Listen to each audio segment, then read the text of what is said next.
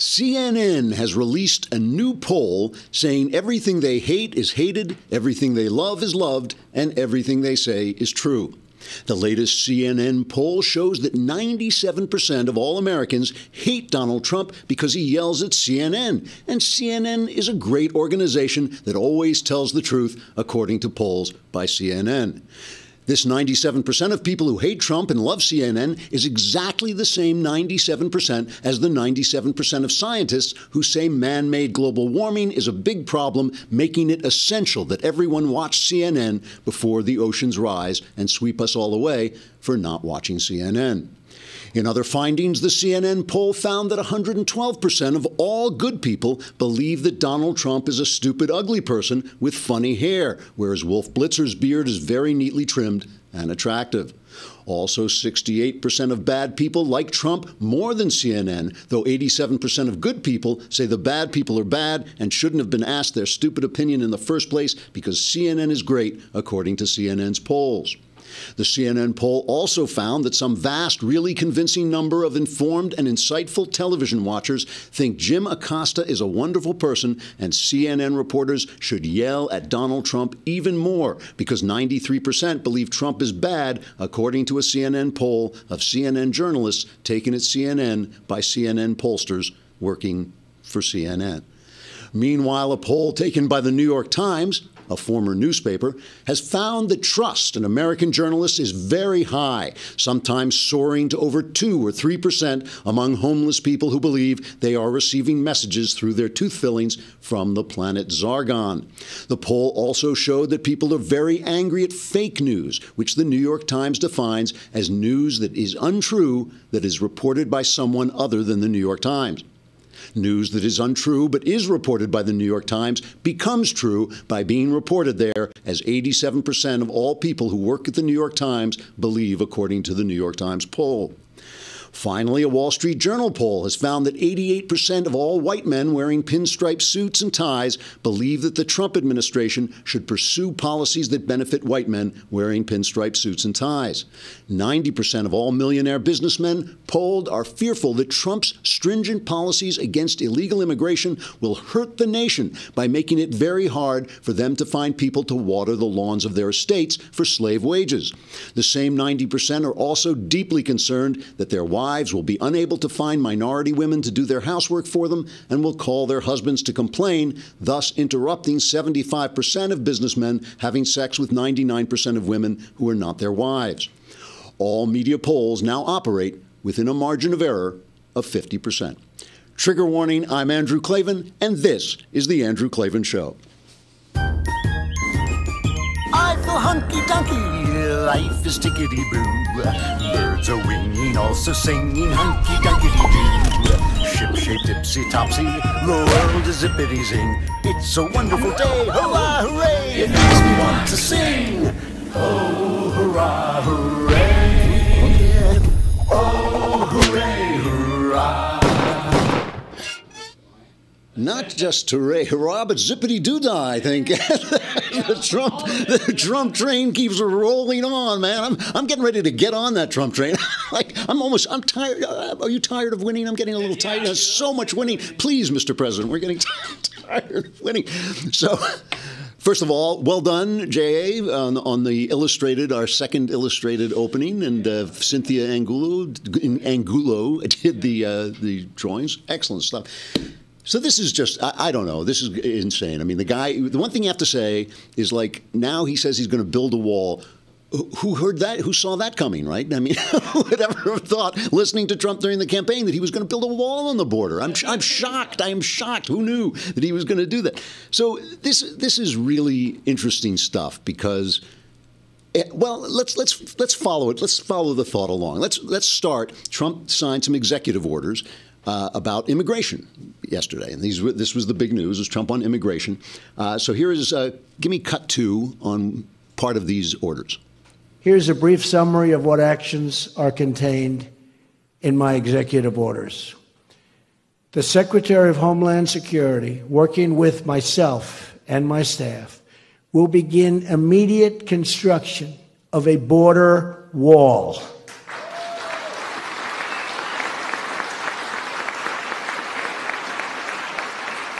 So badly needed.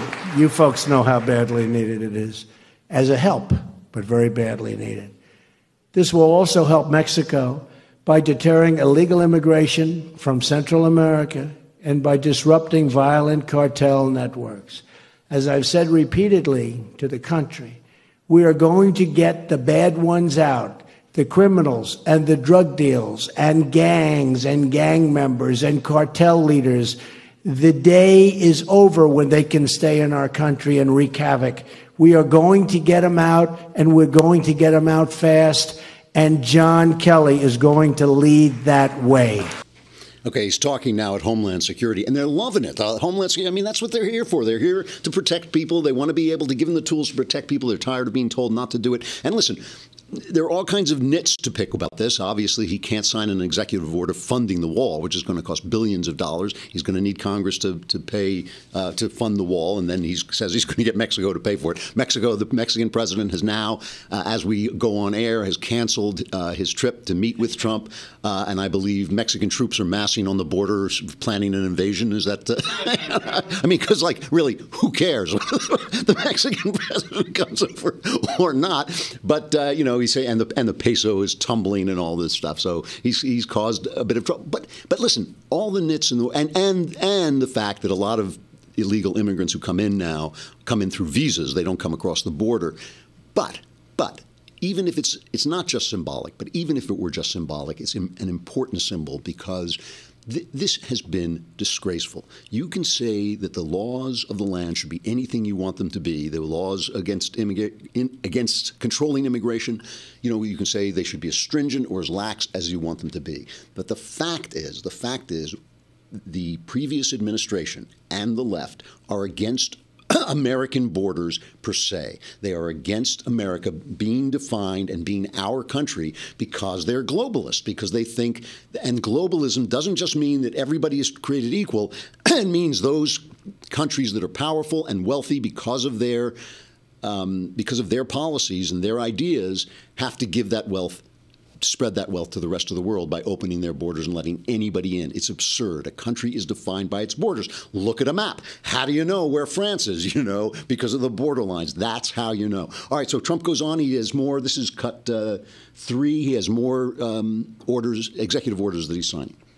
Our order also does the following. Ends the policy of catch and release at the border. Requires other countries to take back their criminals. They will take them back. Cracks down on sanctuary cities. Empowers ICE officers to target and remove those who pose a threat to public safety.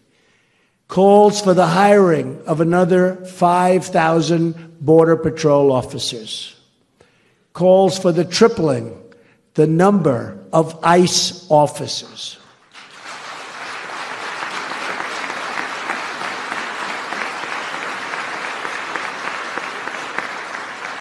And you both do an incredible job, but you need help. You need more. Creates an Office of Homeland Security dedicated to supporting the victims of illegal immigrant crime. Okay, now this is important. He's going on to talk about the victims of illegal immigrant crime, and this is important because what he's doing is he's reversing the narrative. Okay, and we talk a lot about the narrative. The narrative is really important, is how this story is being played. And Trump, one of his big strengths is that he understands the narrative in ways that Republicans don't. Republicans are always dealing with the facts. Republicans are defined by a drone standing up, a human drone standing up in the Senate with a chart pointing to the facts and the figures because he thinks that's the story. Those may be the facts, but that's not the story. Trump is very good at telling the story. Now, let's see how this plays out. Because de Blasio, along with Mayor de Blasio of New York, a socialist, along with other mayors of so-called sanctuary cities where they don't necessarily, when they arrest you and they find out you're an illegal immigrant, they don't call ICE, they don't send you back. De Blasio explains why this policy is good for New York and why he's going to defy Donald Trump. So this is number 7. This is about human beings, families that came here. I believe people should follow the law. I don't think people should violate our borders. But let's face it, this has been for hundreds of years a challenge for this country, right? You've got people here now And what are we going to do with 11 or 12 million people in our midst? If someone's truly a violent criminal, absolutely they should be deported. If they're a law-abiding person or they've done the very minor things that even people we know might have done, we can't see them deported and families torn apart. Correct me if I'm wrong. It sounds like New York City gets $8.8 billion in federal funds, and that there are something like $156 million at stake here if President Trump decides to pull federal funds from New York City. What would that do to you in New York City? Well, here's the amazing thing about the executive order. First of all, we think it's very susceptible to legal challenge. There's some real contradictions and vagueness. They can't pull that money from... Well, again, if they make an attempt to pull that money, it would be from the NYPD. It would be from security funding for the NYPD to fight terrorism and to protect foreign leaders who come to New York City to go to the UN. If an attempt is made to do that, we will go to court immediately for an injunction to stop it. Okay, so he's going to fight. You know, Trump is saying that if they won't stop being sanctuary cities, he's going to withhold federal funds. So he's saying we're going to go to court. The Democrats are once again fighting the federal government, just as they did during segregation days, when the federal government said you've got to desegregate your schools. They stood in the schoolhouse door, said no way. You know, the government ultimately the feds had to send troops. This is a good fight for conservatives, by the way, either way. And I'll tell you why. Because on the one hand, you got Donald Trump fighting for the rule of law and for borders, which we need. So that's good. On the other hand, he's forced Democrats into the position of fighting for local control.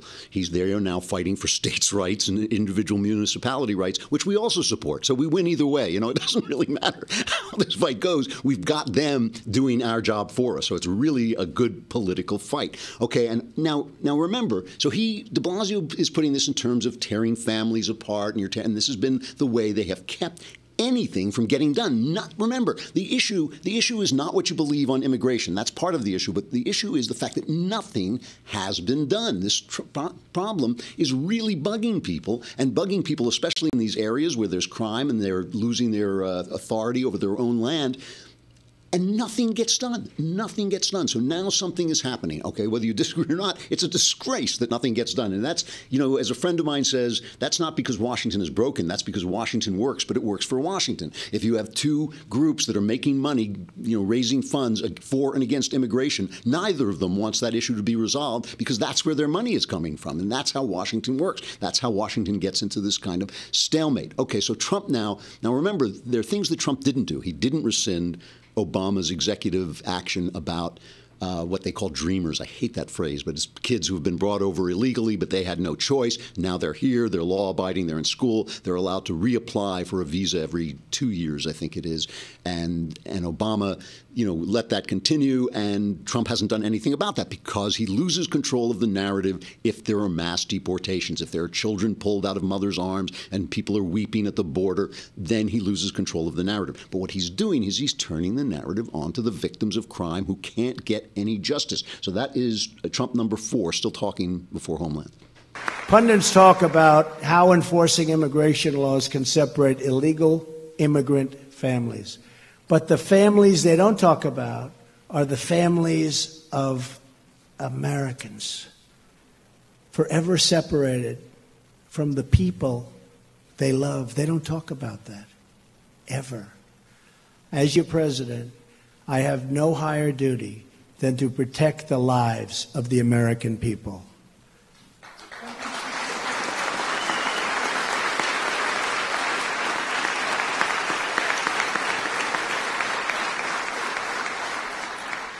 First, these families lost their loved ones. Then they endured a system that ignored them, while at the same time constantly rewarding those who broke the law. For these families, it's been one injustice after another. But that all turns around beginning today. I mean, this is great Trumpian stuff. This is what Ben would call good Trump, because he is just taking control of this narrative and saying, you know, first, it's not about these people who come over. And, you know, I know I have sympathy for them, and they keep calling them immigrants, and we all have sympathy for immigrants because we all come from immigrants, no matter who we are. So we all have sympathy for immigrants. But remember, our ancestors came over on these ships into places where they were then inspected. They had to have papers. They had to have health checks. They had to have. These guys are sneaking in. They're breaking the law. And it's not that I'm not sympathetic to a lot of them. I know a lot of them are just doing what's best for their family. But Trump is making the point that when you have no borders, anybody can come in, and they don't have to be Mexicans. They have to be. It can be some guy named Ahmed strapped with dynamite who says, "Yes, I'm a Mexican. Here I am. I'm here to. Yes, of course, I'm here to. By Allah, I am here for the Mexicans." So now he's forced guys like de Blasio to make their case in another way. And we're going to deal with that in just a second because it's really important. But I have to say goodbye to our friends on Facebook and YouTube. Come to thedailywire.com. You missed your chance. If you didn't subscribe to thedailywire.com for a lousy $8, you missed your chance to be in the, I know, they could have been in the mailbag. Your life could be so much better now than it is. And I mean, look at your life. It could be so much better. Lousy $8. Dailywire.com. Come on over and hear the rest.